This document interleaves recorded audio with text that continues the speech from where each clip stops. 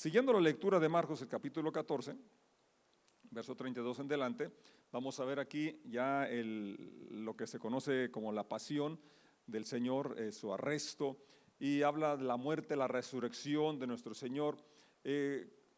Todo esto ya Pablo lo había estado predicando. Recuerden que Marcos se escribe, es el primer evangelio que se escribe como en el año 70 más o menos, ya habían pasado unos 30 años de predicarse el evangelio. Pablo hace mucho hincapié precisamente en esos eventos, la vida, la enseñanza, la resurrección, la muerte y resurrección de Jesucristo. Esto es la base del cristianismo, la vida, la enseñanza, la muerte y resurrección de Jesucristo. Su vida nos habla de que sí se puede. Alguien dijo, nos vino a enseñar a morir. No, la gente ya sabía morirse antes. Nos vino a enseñar a vivir, que sí se puede. Vino expresamente a mostrarnos, y vamos a ver enseguida cómo enfrentar los problemas complicados y difíciles. La vida y muerte de Jesús nos enseñan a que vale la pena morir por el bien de los que nos rodean, por el bien de nuestros prójimos, y su resurrección muestra su divinidad, que Él es Dios. La muerte no podía detenerlo, pero también nos habla de la esperanza que tenemos, que vamos a participar con la resurrección también en su momento. Los que son de Cristo en su venida y los que estemos en vida seremos transformados cuando suceda ese acontecimiento glorioso. Dice el verso 32 del capítulo 14 de Marcos: fueron al huerto del Olivos llamado Getsemaní, y Jesús dijo: siéntense aquí mientras voy a orar. Se llevó a Pedro, a Santiago y a Juan, y comenzó a afligirse y a angustiarse profundamente. Les dijo: mi alma está destrozada de tanta tristeza hasta el punto de la muerte. Quédense aquí y velen conmigo. Se adelantó un poco más y cayó en tierra. Pidió en oración que, si fuera posible, pasara de él la horrible hora que le esperaba. Abba, Padre, clamó, todo es posible para ti. Te pido que quites esta copa de sufrimiento de mí. Sin embargo, quiero que se haga tu voluntad, no la mía. Oremos. Padre, en esta tarde, en esta mañana queremos exaltar tu nombre y darte gracias porque podemos como iglesia reunirnos a cantar, a celebrar tu amor, tu misericordia. Gracias porque en medio de las problemáticas que enfrentamos en situaciones complicadas siempre tenemos razones para agradecerte y alabarte por quien eres y lo que estás haciendo. Padre, y ahora en este momento nos sentamos a tus pies y queremos aprender de ti. Habla, que tu siervo escucha. En el nombre de Jesús decimos amén, amén. Este relato aquí nos cuenta cómo los momentos tan complicados que enfrentó el Señor antes de ir a la cruz, Él sabía lo que le esperaba, y nos muestra cómo necesitamos, por un lado, ser conscientes de que hace falta la compañía, porque Él invita a 3 de sus apóstoles que estén con Él. Dice el verso que ya leímos, el 33, se llevó a Pedro, a Santiago y a Juan, ¿verdad? Entonces Él dice: quédense aquí y velen conmigo. Esto es importante porque a veces queremos solos enfrentar los problemas, no tenemos la confianza, no tenemos un amigo, no tenemos en quién poder confiar, platicar lo que realmente está pasando dentro de nosotros. ¿Cómo estás? Bien. ¿Cómo estás? Bendecido. Cuando es a veces todo lo contrario. El Señor aquí nos habla de la honestidad, ¿verdad? Él podía orar solo, pero Él quiso que lo acompañaran, porque sí es mejor orar 2. Él dijo: si 2 se ponen de acuerdo, si 2 se pusieran de acuerdo. Es importante estar de acuerdo con Dios, pero tener un amigo, un hermano, alguien cercano con quien podemos contar nuestras luchas, hablar y orar juntos. Este es un ejemplo que nos da el Señor aquí en este párrafo que estamos leyendo. Quédense conmigo, y ya expresa cómo se siente. No es mal que tengas tristeza, que tengas dolor, ni tampoco te lo tienes que aguantar. Él dijo: mi alma está destrozada de tanta tristeza, y al punto de la muerte. Podemos imaginar, realmente no hay otras palabras para expresar la agonía que sentía. Juan relata que en ese momento incluso su sudor eran como gotas de sangre. Era tal la intensidad, el peso del pecado, el pensar lo que le esperaba. Él sabía que lo iban a golpear, él sabía lo cruel, lo cruento, lo lento de la muerte en una cruz. Por eso estaba esa agonía. Y agréguenle la incredulidad, la burla de toda la gente. Muchas personas de las que habían recibido sanidades, favores, ahora estaban ahí gritando: crucifíquenle. Qué increíble. Dice el verso 35, se adelantó un poco más y cayó en tierra, pidió en oración. Y aquí encontramos también el modelo de oración, una lección para los que queremos aprender a orar. Sí podemos expresar cómo nos sentimos, pero hay algo que debe prevalecer sobre cómo nos sentimos y lo que quisiéramos evitar. Todos queremos evitar el dolor, todos queremos eludir el dolor. No nos gusta el dolor, no nos gusta la muerte, no nos gusta la separación.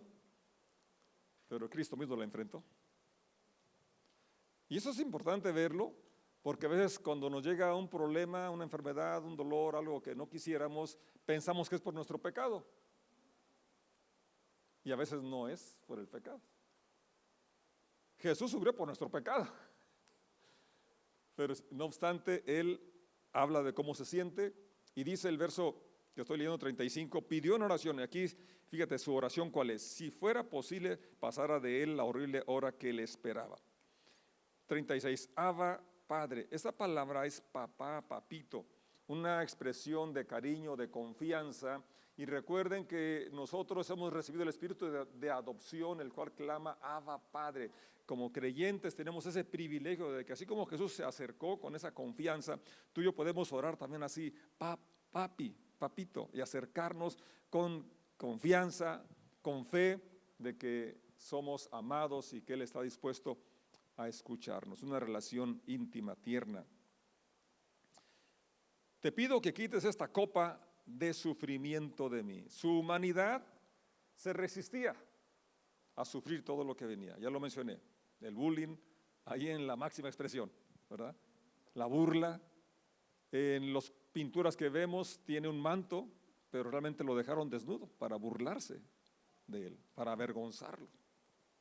Lo escupieron, lo abofetearon, la corona de espinas, todo eso. Él sabía lo que venía, por eso Él estaba diciendo: quites de mí esta copa de sufrimiento. Pero la parte que sigue es el meollo. Creo que si nos llevamos este pensamiento, esta frase de su oración, hermano, vamos a avanzar mucho más. Sin embargo, quiero que se haga tu voluntad, no la mía. ¿Podríamos leer esa frase todos? Sin embargo, quiero que se haga tu voluntad, no la mía. Todos deseamos felicidad, prosperidad, y también Dios quiere darnos eso. Sin embargo, en la vida vamos a enfrentar momentos difíciles de separación, de dolor, de muerte de un ser amado. Así ha sido siempre. Y los creyentes no estamos exentos de eso. Y aunque quisiéramos, ¿verdad?, evadir o no pasar por ahí, la oración final debe ser siempre esta: que se haga, Señor, tu voluntad y no la mía. Esto va a cambiar mucho, hermanos, nuestra forma de ver la vida y cómo vamos a estar viviendo el día a día. Luego volvió y encontró a sus discípulos dormidos. Le dijo a Pedro: Simón, ¿estás dormido? Acuérdense que Pedro había dicho que él iba a estar siempre y hasta la vida podría dar por él. ¿No pudiste velar conmigo ni siquiera una hora? ¿Quién sabe si duró una hora en esa intercesión? Pero aquí nos habla: ¿cómo es posible que en un tiempo que te necesito, un tiempo que yo te llamé para que me acompañaras, no te mantuviste despierto? Y aquí a todos nos habla también, ¿verdad? Porque sí, el Señor fíjense, el Señor espera compañía, espera que disfrutemos de estar con Él, que la oración no la veamos como nada más el momento donde pedimos para que nos dé, que nos ayude, que haga, sino que Él quiere nuestra compañía. Él quiere que pasemos tiempo con Él. Si entendemos esto de la oración, realmente va a ser más fácil que queramos orar, que nos dispongamos a orar. Y luego dice el verso 38 una realidad: velen y oren para que no cedan ante la tentación. Todos somos tentados en diversas formas e intensidad. ¿O alguien puede decir que no? Todos somos tentados. Ahora, la tentación tiene dos acepciones. Una es una prueba para ver la capacidad, así como un examen, ¿verdad? El examen no lo hacen para reprobarte, lo hacen para saber si sí adquiriste conocimiento, ¿verdad? Y aún si repruebas, pues es para que te pongas las pilas y estudiar, ¿verdad? Y te ayuda a superarte, ¿es cierto? Una prueba de X metros, la prueba va a ver si tiene ese rendimiento, ¿verdad? Y le ayuda a ejercitarse. Pero está la otra prueba que es para provocar que fracase, que falle, y Dios no hace esa clase de pruebas. Santiago dice, Dios no tienta a nadie, Dios no te va a poner algo para que caigas, para que falles. Pero el Satanás sí, ¿verdad? Y nuestra carne es débil, dice el Señor, la carne está enferma, la carne es débil. Por eso precisamente el Señor es una advertencia para cada uno de los que decidimos seguirle. Velen y oren para que no cedan ante la tentación de los dos tipos. Sí, la tentación que es para probar y esforzarte, motivarte, puede ser que tú digas, no, pues no, yo no la hago.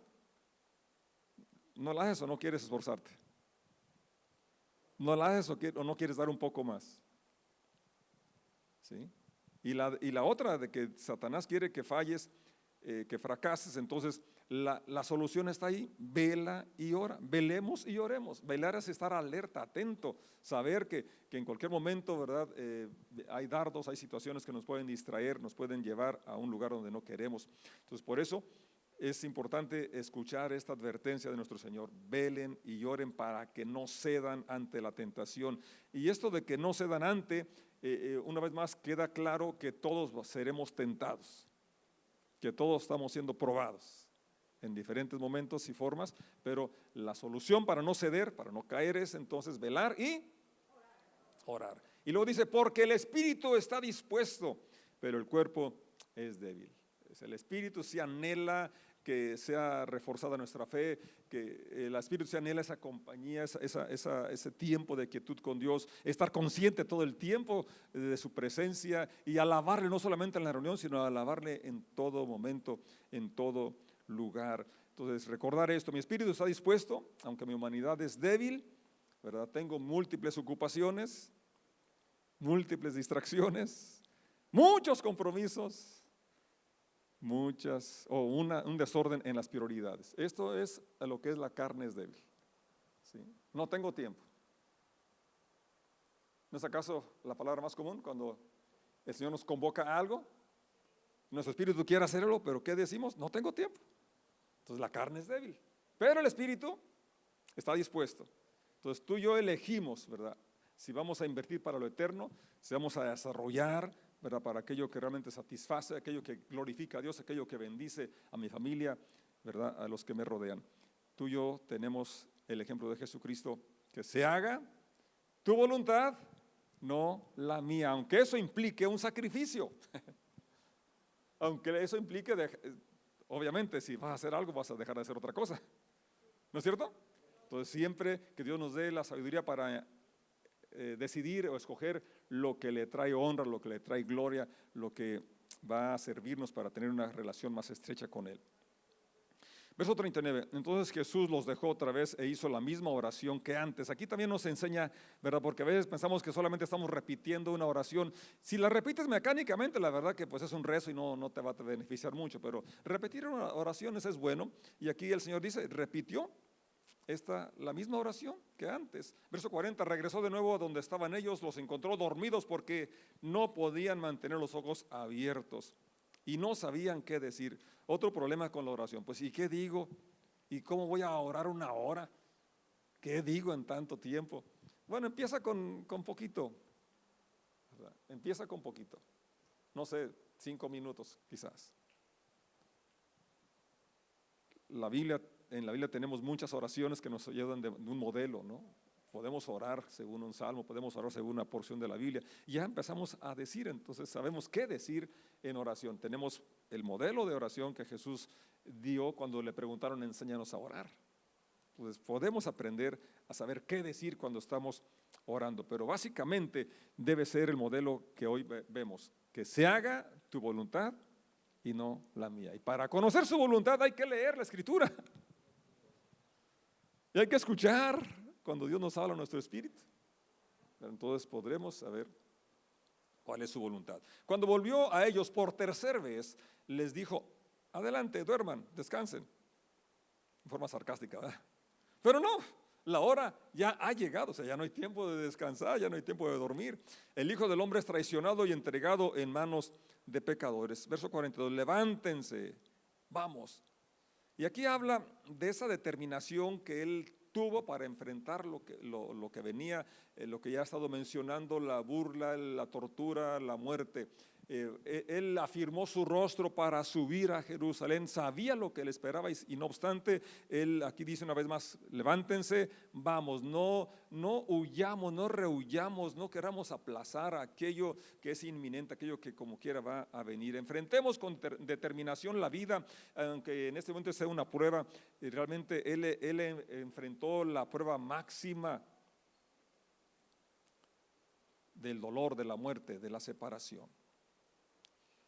Entonces, repasando de lo que hasta aquí leemos, él va a un lugar a orar, y yo creo que es algo que tú y yo necesitamos tener, un lugar para orar. Voy a orar. Cuando estés en momentos complicados, difíciles, inesperados, la primera reacción debe ser: voy a orar. Voy a orar. Digámoslo juntos: voy a orar. Así es. Él es nuestro ejemplo y él nos da, ¿verdad?, el ejemplo de qué hacer cuando llegan las cosas complicadas y difíciles. Vamos a orar. Él experimentó esa situación de incertidumbre, pero la verdad, la solución ahí está: orar. Que cuando estemos parece que no hay salida, que no hay camino, recordar que el Señor abre camino, ¿verdad? Y empezamos a declarar que Él es nuestro proveedor, que Él es el que nos sostiene, que Él va a llevarnos adelante, que con Él vamos a llegar a la orilla. Cuando estemos ahí que parece que nos hundimos, Él está ahí para sostenernos, para levantarnos y recordar, así como Él pudo orar: papito, papi, papá, tú y yo podemos orar con esa confianza. Él nos invita a venir ante su trono de gracia para alcanzar la ayuda, para recibir el socorro oportuno, ¿verdad? Y creo que esto es algo que necesitamos practicar, no solamente cuando estamos en dificultades. Como ya dije, la oración no es solamente para pedir ayuda, auxilio, que sí es también para eso, pero es además para cultivar una comunión, una relación estrecha con nuestro Padre. Pablo menciona que la iglesia es la novia, ¿verdad? Y no sé quiénes están aquí de novios que ya se van a casar. Bueno, sí sé. Pero cuando tú eras novio o novia, ¿era en la plática para puras peticiones? Pues no, yo creo que no se hubieran casado con nosotros, ¿no? Si mira, y cuando nos casemos quiero que me hagas esto y quiero que… Pues no, ¿verdad que no? Entonces también así es con Dios. No es puro pedir, es también expresar nuestro amor y recibir también esas palabras de amor que tiene para nosotros. Por eso la oración es un diálogo, es hablar y escuchar, y es lo que también necesitamos practicar mucho, ¿no? Ese tiempo de quietud para dejar que nos hable a nuestro espíritu, o leer la escritura, porque por ella nos habla también a nosotros. Por eso es importante leerla. Así, entonces, cuando estemos en momentos de incertidumbre, desesperanza, ¿qué vamos a decir? Voy a orar. Y hacerlo, ¿verdad? No nada más. O hermanos, oren por mí. Pues sí, pero ¿y tú también oras? ¿Estás orando? Orar cambia nuestra mentalidad porque nos centramos en la provisión de Dios. Nos centramos simplemente decir Padre nuestro ya es una expresión tremenda. Tenemos un sentido de pertenencia. Tenemos como nuestro Padre, que es el mismo ayer, hoy y por los siglos. El yo soy, el Todopoderoso. Y esto nos va a llenar de aliento, nos va a llenar de esperanza. La otra frase que encontramos aquí importante es lo que él dice: levántate, levántense, vámonos, vamos, avancemos. No evadas la responsabilidad, no le huyas, ¿verdad?, a los problemas. Vamos a enfrentarlos, sabiendo que no estamos solos. Jesucristo sabía de la resurrección que experimentaría, ¿verdad? Y sabía también que su muerte traería redención para ti y para mí. Por eso la enfrentó. Tú y yo tenemos que saber que los problemas, ¿verdad?, nos van a fortalecer, que con su ayuda el Señor vamos a salir adelante, saldremos con más vigor espiritual, con más fe, con más fortaleza, y nos van a habilitar para lo que viene. Esto es importante, dar el siguiente paso: levántate y avanza. Si hasta aquí tú estabas ahí atorado en alguna problemática emocional, espiritual o material, la voz de Cristo es: levántate, levantémonos, vamos, avancemos en el nombre de Jesús, un paso a la vez, y nos vamos a ir acercando a la meta. ¿Alguien dice amén? Amén.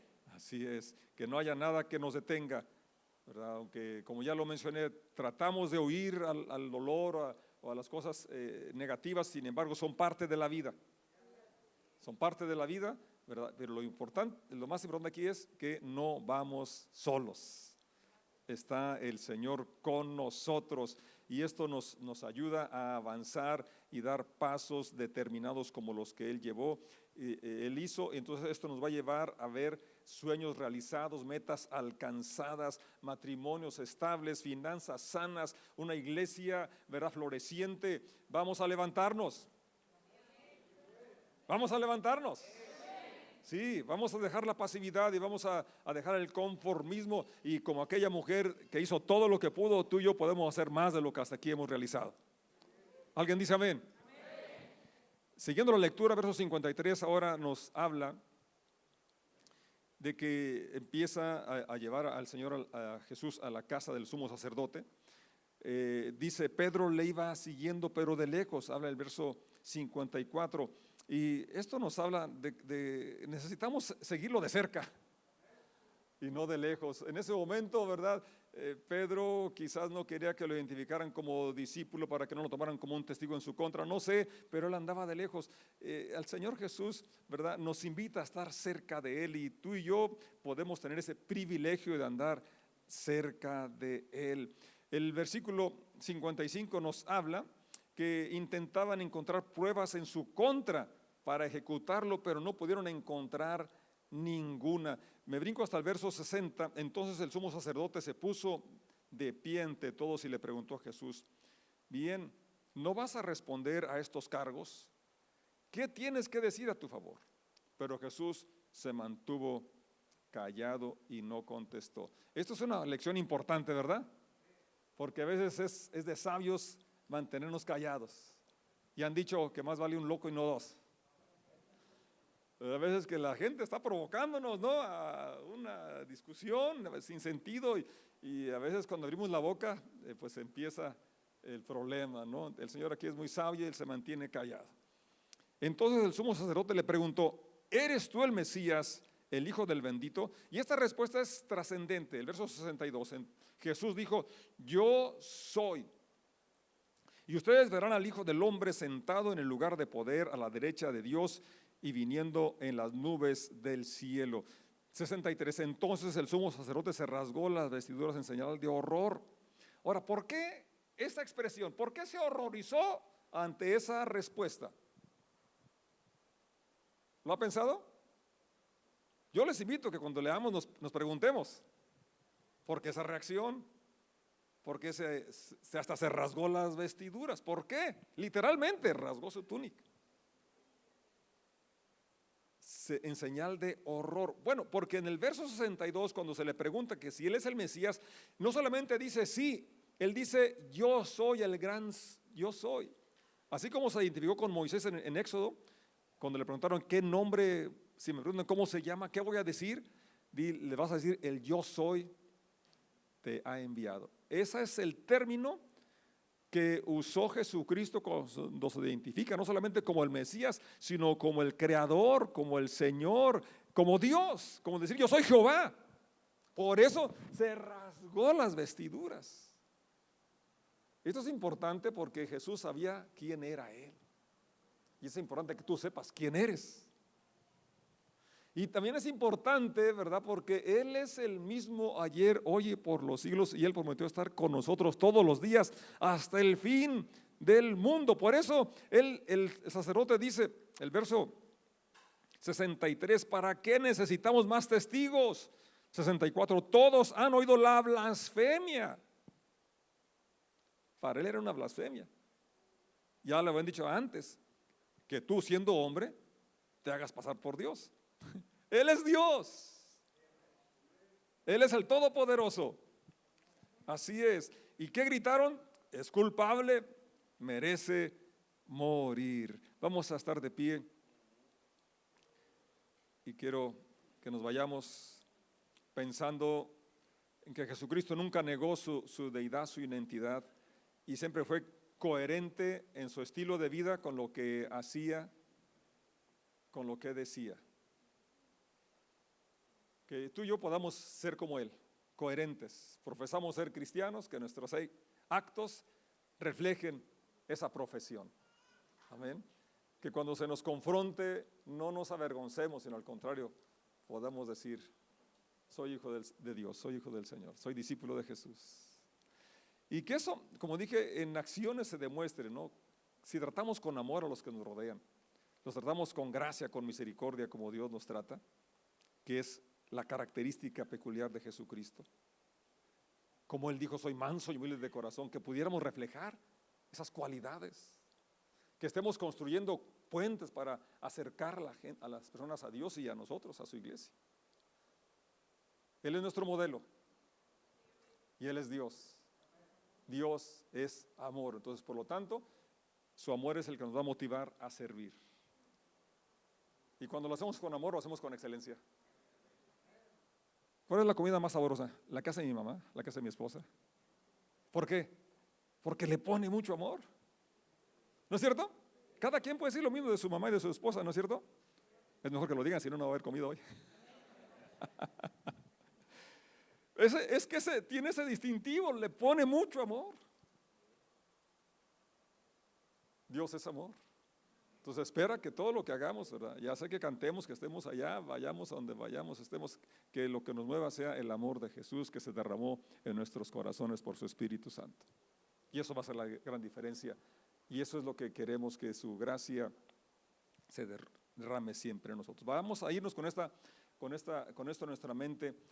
Jesucristo dijo claramente: yo soy el que soy. Y Él es el que está contigo. Entonces, por eso podemos enfrentar los gigantes de problemas. Podemos enfrentar las situaciones complicadas porque no vamos solos. El Cristo resucitado, aquel que no le tuvo miedo a la muerte, a la tortura y a todo lo que le iban a hacer, Él está contigo y conmigo. Amén. Él sabía que después de la tortura y de la muerte, y que con eso compraba nuestra redención, pero que había la resurrección. Tú y yo también sabemos que esto va a pasar. A veces creemos que ya es el final, que es lo último. Hasta lo hemos cantado, ¿no? Aunque todo salga mal, no es el final. Jesús es la esperanza que nos da. Aunque hoy esté difícil la situación en tu hogar, en tu casa, en tu vida, hay esperanza en Jesús. El gran yo soy está con nosotros. Nuestra parte es mantenernos alertas, atentos a esta realidad y orar con esa confianza de que Él nos escucha.